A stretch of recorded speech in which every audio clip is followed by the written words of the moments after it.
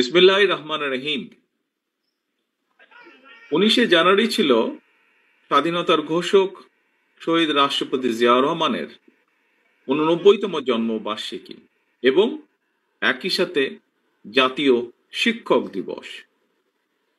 শিক্ষক দিবস উপলক্ষে শিক্ষক কর্মচারী ঐক্যজোট আয়োজিত আজকের এই শিক্ষক সমাবেশের সম্মানিত সভাপতি, সম্মানিত শিক্ষক এবং কর্মচারী বৃন্দ, মঞ্চে উপস্থিত বাংলাদেশ জাতীয়তাবাদী দলের সম্মানিত স্থায়ী কমিটির সদস্য জনাব মঈন খান, জনাব আমির খসরু সহ বেগম সেলিমা রহমান সহ উপস্থিত নেতৃবৃন্দ, বাংলাদেশের অন্যতম জনপ্রিয় ব্যক্তিত্ব জনাব মাহমুদুর রহমান মান্না সহ নেতৃবৃন্দ এবং আমার সামনে উপস্থিত আগত সম্মানিত শিক্ষকবৃন্দ, আসসালামু আলাইকুম। এতক্ষণ আপনারা শিক্ষক, শিক্ষার্থী, শিক্ষা ব্যবস্থাপনা, শিক্ষার্থীদের আর্থ সামাজিক নিরাপত্তা, বিভিন্ন বিষয়ে আপনারা আলোচনা করেছেন। শহীদ জিয়া দেশে সার্বজনীন প্রাথমিক শিক্ষা ব্যবস্থা প্রবর্তন করেছিলেন। দেশনেত্রী বেগম খালেদা জিয়া দেশে প্রাথমিক শিক্ষা বাধ্যতামূলক করেছিলেন। আপনাদের সকলের বক্তব্যে এই বিষয়গুলোর সাথে আরো অনেকগুলো বিষয় উঠে এসেছে। বিভিন্ন মেয়াদে রাষ্ট্র পরিচালনার সময় শিক্ষার প্রসারে বিএনপি সরকারের নেওয়া যুগান্তকারী পদক্ষেপগুলোর পাশাপাশি দেশের চলমান পরিস্থিতি সম্পর্কেও আপনারা বিভিন্ন বিষয়ে আপনাদের বক্তব্যে তুলে ধরেছেন।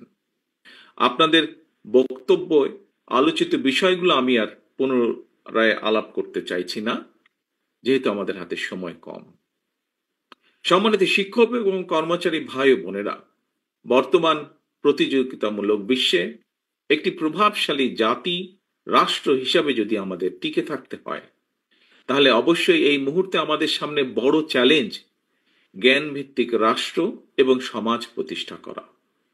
এবং এই চ্যালেঞ্জ মোকাবেলায় আমাদেরকে যুক্তি, তর্কে, মেধা, মননে, জ্ঞানে, বিজ্ঞানে অবশ্যই সমৃদ্ধ হতে হবে আমাদেরকে। একটু আগে আমির খসরু সাহেব ওনার বক্তব্যে একই কথাই বলেছেন। প্রিয় উপস্থিতিবৃন্দ, আমি বিশ্বাস করি রাষ্ট্র এবং রাজনীতির সংস্কার কিংবা নাগরিক উন্নয়নে আমরা যত উদ্যোগই গ্রহণ করি না কেন, চূড়ান্ত সফলতা পেতে হলে শিক্ষা ব্যবস্থার আধুনিকায়ন এবং, দয়া করে খেয়াল করবেন আমার কথাটি, এবং শিক্ষকদের আর্থ সামাজিক নিরাপত্তা ও সম্মান নিশ্চিত করার বিকল্প নেই। আমি দৃঢ়ভাবে বিশ্বাস করি যে এই কথাটি আমি বলেছি আপনাদের অনেকগুলো বিষয়ের দাবি যেগুলো আপনারা তুলে ধরেছেন, এই কথার মধ্যে নিশ্চয়ই সেগুলো আপনারা বুঝতে পারছেন। জীবনের শুরুতেই প্রিয় শিক্ষকবৃন্দ, সামনে উপস্থিতিবৃন্দ, সম্মানিত উপস্থিতিবৃন্দ, জীবনের শুরুতেই পরিবারের পর শিক্ষার্থীদের সামনে শিক্ষকেরাই কিন্তু আদর্শের রোল মডেল। কিন্তু শিক্ষকরাই যদি রাষ্ট্র এবং সমাজে সম্মান, সংসার নিয়ে টানাপোড়েনে থাকেন, তাহলে একজন শিক্ষকের পক্ষে শিক্ষার্থীদের সামনে নিজেকে রোল মডেল হিসাবে কি উপস্থাপন করা সম্ভব? অবশ্যই নয়। শিক্ষক শিক্ষিকারা যাতে শিক্ষার্থীদের সামনে আত্মবিশ্বাসের সঙ্গে নিজেকে একজন রোল মডেল হিসাবে উপস্থাপন করতে পারেন, সে ধরনের শিক্ষা ব্যবস্থা এবং শিক্ষার পরিবেশ তৈরি করতে রাষ্ট্র এবং সরকারকে অবশ্যই প্রয়োজনীয় উদ্যোগ গ্রহণ করতে হবে বা গ্রহণ করা প্রয়োজন। শিক্ষকতা পেশা, যে কথাটি আমি এখন বলবো, এই কথাটি এর ভিতরেই কয়েকজন বক্তা এখানে উল্লেখ করেছেন। খুব সম্ভব সেলিম সাহেব ওনার বক্তব্যে উল্লেখ করেছেন। শিক্ষকতা পেশা কখনোই কিন্তু উপায়হীন বিকল্প কিংবা একটি সাধারণ চাকুরি নয়।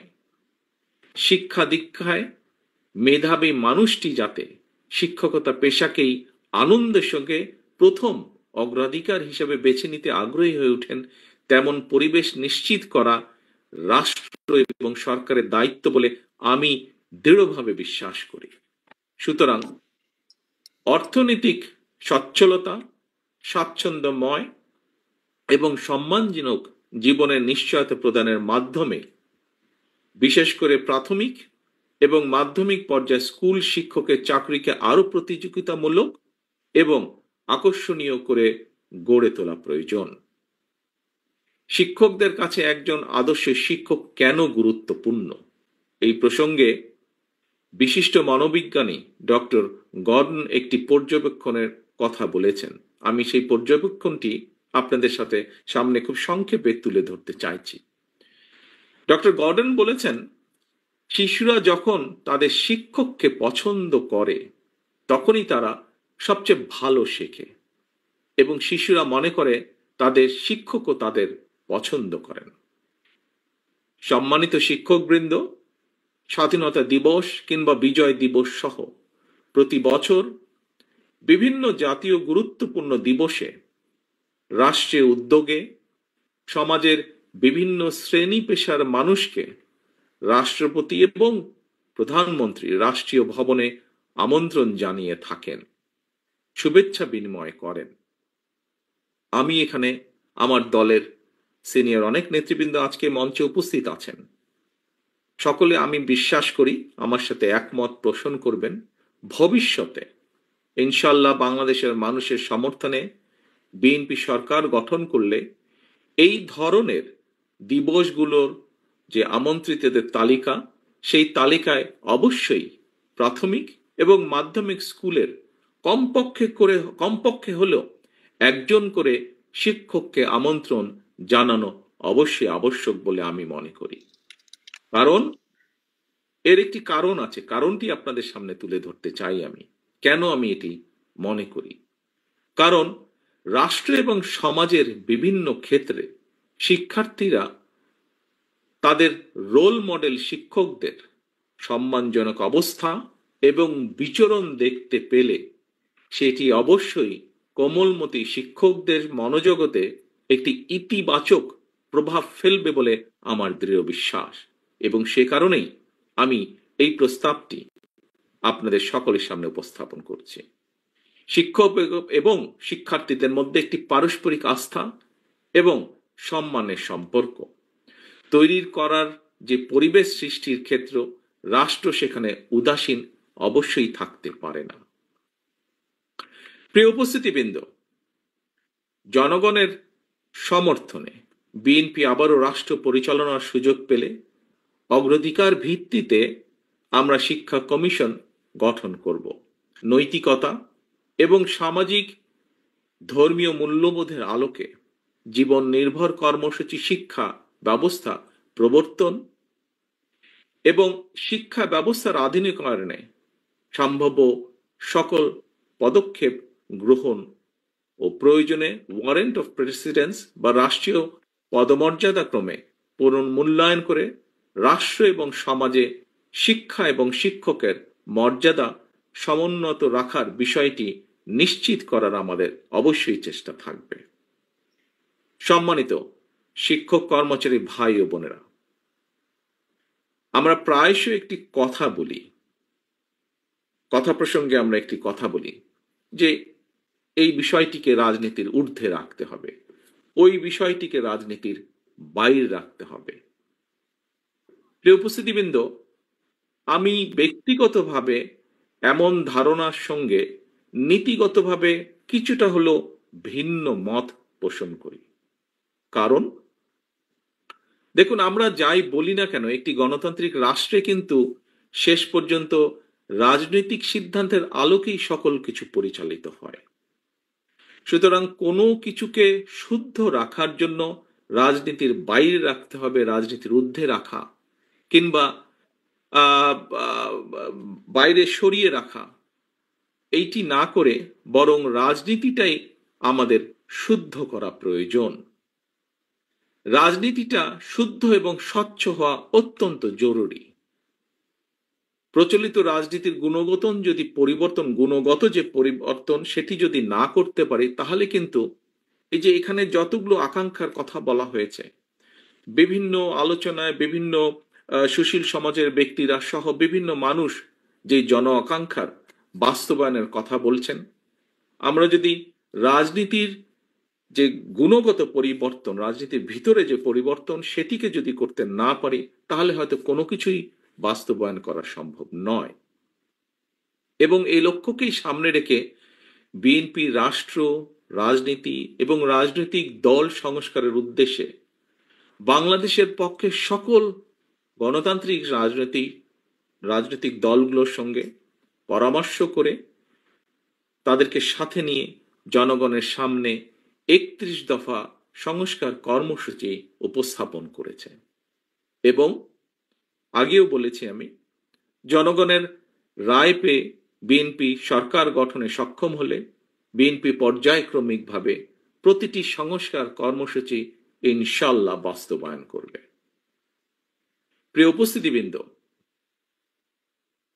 প্রিয় শিক্ষকবৃন্দ, মঞ্চে উপস্থিত সম্মানিত নেতৃবৃন্দ, মুক্তিযুদ্ধের মাধ্যমে অর্জিত দেশের মহান মুক্তিযুদ্ধের যে আকাঙ্ক্ষার প্রতিফলন হয়নি, যে সংবিধান, মুক্তিযুদ্ধের মাধ্যমে যে সংবিধান ছিল, সেটিতে কিন্তু মহান মুক্তিযুদ্ধের আকাঙ্ক্ষার প্রতিফলন হয়নি। আমরা দেখেছি পলাতক যে স্বৈরাচার, তারা তাদের ইচ্ছে মতন সেটিকে কাটা ছেঁড়া করে রাষ্ট্রীয় সংবিধানকে প্রায় দলীয় সংবিধানের রূপ দিয়েছিল। ঠিক একইভাবে নির্বাচন কমিশন কিংবা দুদকের মতন সাংবিধানিক প্রতিষ্ঠানগুলোকেও তারা একদম অকার্যকর করে দিয়েছিল। দুদক সম্পর্কিত দন্তহীন বাক তারা নিজেরাই নিজেদেরকে বলেছে। এমন বাস্তবতায় কিন্তু বর্তমান অন্তর্বর্তীকালীন সরকার নির্বাচন কমিশন, দুদক এবং সংবিধান সংস্কার সহ বেশ কিছু গুরুত্বপূর্ণ বিষয় সংস্কার কার্যক্রম হাতে নিয়েছে বর্তমান এই অন্তর্বর্তীকালীন সরকার। বিএনপির ৩১ দফা সংস্কার কর্মসূচি এবং অন্তর্বর্তীকালীন সরকারের সংস্কার কার্যক্রমের সঙ্গে দু একটি মৌলিক বিষয় ছাড়া, প্রক্রিয়াগত বিষয় ছাড়া তেমন কোনো ভিন্ন মত বা বিরোধ নেই। আমি আগেও বলেছি, বিএনপির সংস্কার এবং নির্বাচন, বিএনপি দুটিরই পক্ষে। বিএনপি সংস্কার এবং নির্বাচন দুটোরই পক্ষে, দুটোই অত্যন্ত জরুরি। সংস্কার নাকি নির্বাচন, কেউ কেউ এমন উদ্দেশ্য প্রণোদিত প্রশ্ন নিয়ে কূটতর্ক করার অপচেষ্টা করেছে। আমরা যদি দেশের বিরাজমান পরিস্থিতি দেখি, তাহলে কিন্তু সেটি ভিন্ন। দেশের কোটি কোটি পরিবারের কাছে এই মুহূর্তে নির্বাচন এবং সংস্কারের চেয়েও গুরুত্বপূর্ণ হচ্ছে সংসার পরিচালনা করা। একদিকে দ্রব্যমূল্যের ঊর্ধ্বগতি, অপরদিকে জনগণের উপরে চাপিয়ে দেয়া ভ্যাটের বোঝা। ফলে দেশের কৃষক, শ্রমিক, দিনমজুর, স্বল্প আয়ের, এমনকি নিম্ন মধ্যবিত্ত পরিবারগুলোর কাছেও সংসার টেকানোই অনেক ক্ষেত্রে দায় হয়ে পড়েছে। অনেক পরিবারে চলছে নীরব হাহাকার।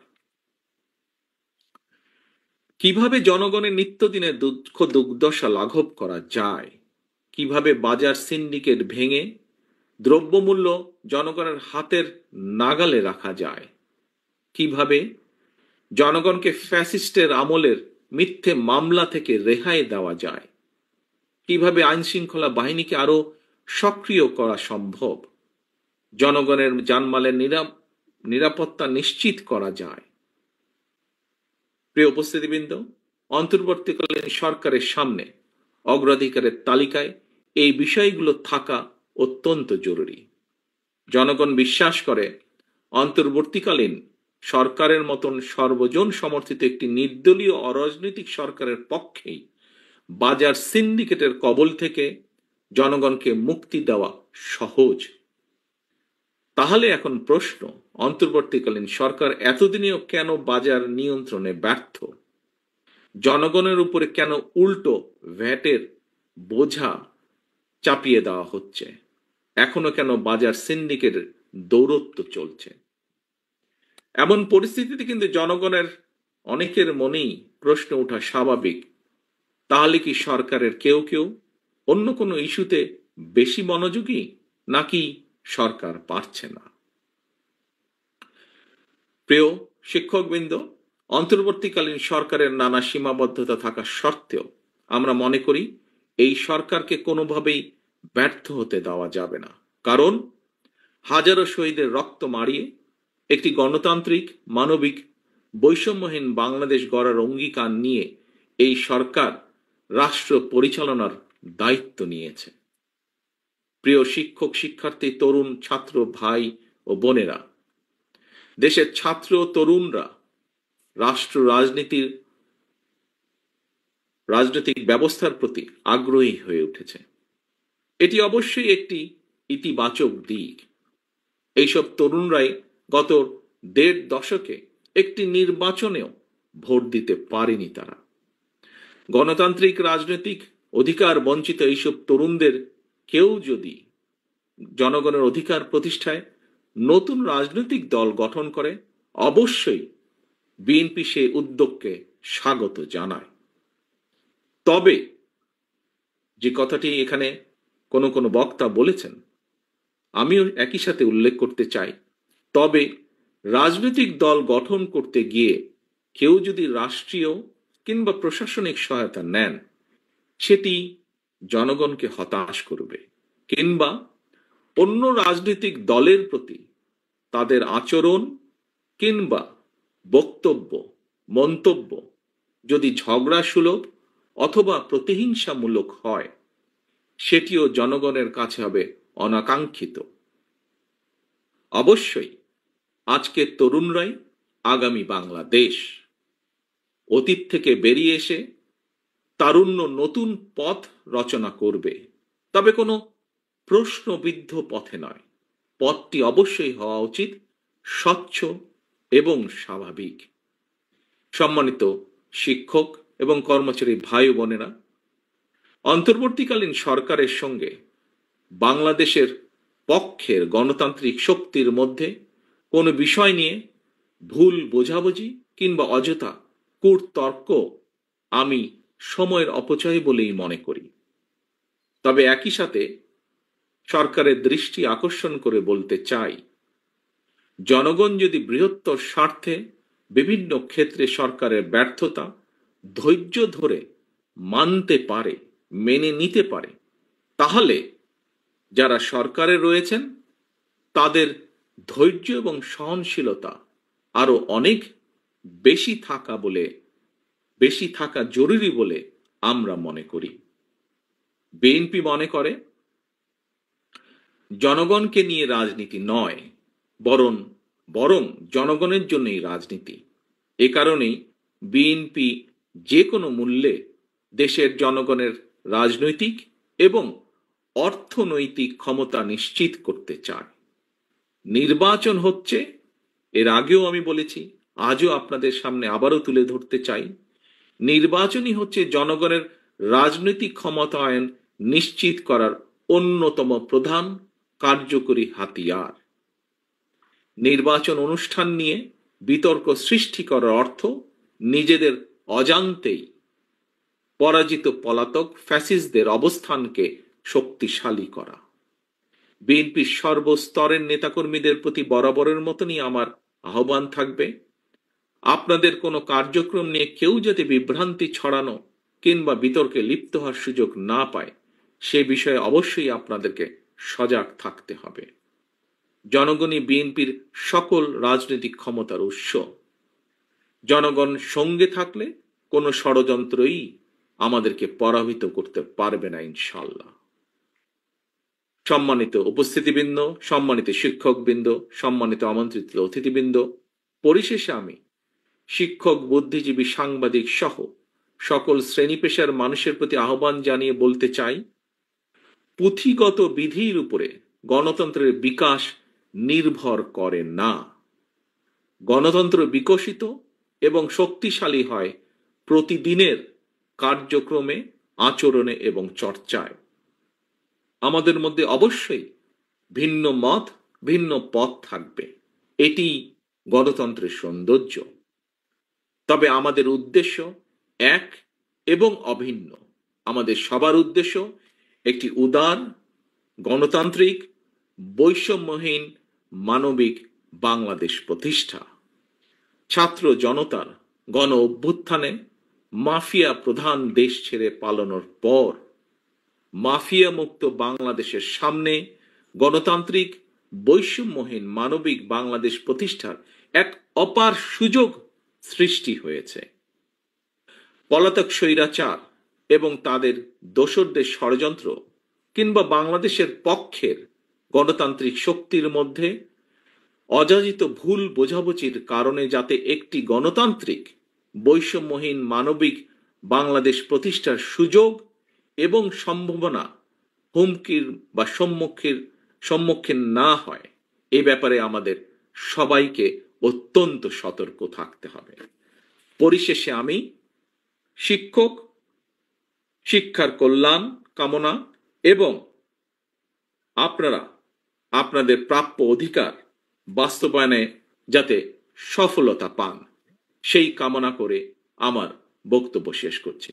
আল্লাহ হাফেজ। বাংলাদেশ জিন্দাবাদ। বাংলাদেশ জাতীয়তাবাদী দল জিন্দাবাদ।